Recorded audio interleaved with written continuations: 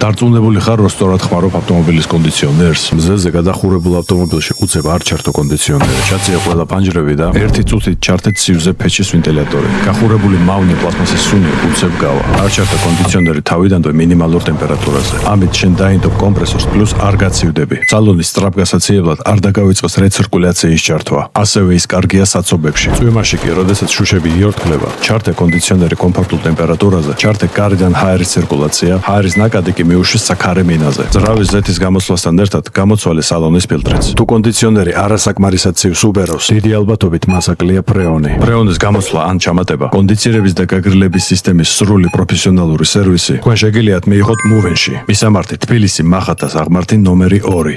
ზამთარში ორ კვირაში ერთხელ მაინც 2 წუთით ჩართე კონდიციონერი, რათა სისტემა შენარჩუნდეს წყალში. და ბოლოს სანამ გაჩერდები და მანქანას ჩააქრობ 1 წუთით ადრე გამორთე კონდიციონერი და დატოვე ცივზე მხოლოდ ვენტილატორი. ასე სისტემა გაშრება არ იქნება სუნი და ობი. მეტი ვიდეოებისთვის გამოიწერეთ YouTube არხი.